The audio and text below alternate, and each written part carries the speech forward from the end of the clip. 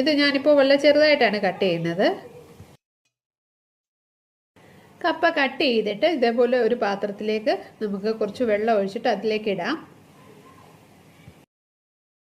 കപ്പയുടെ തൊലി മാറ്റിയിട്ട് നമുക്ക് കഴുകിയിട്ട് വരിക. ഇതേപോലെ നന്നായിട്ട് ക്ലീൻ ചെയ്ത ശേഷം പിന്നെ കഴുകുകയും, അങ്ങനെ 2 ടൈപ്പിൽ നമുക്ക് ചെയ്യാം.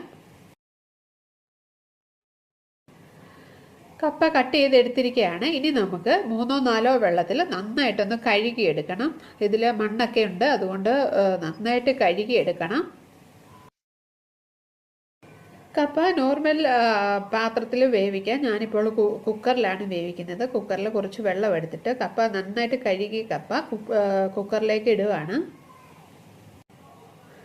ഇനി നമുക്ക് വെള്ളം ഒഴിക്കാം. വെള്ളം കപ്പയുടെ മുകളിൽ നിൽക്കുന്നവരെ അത്രയും വെള്ളം ഒഴിക്കണം.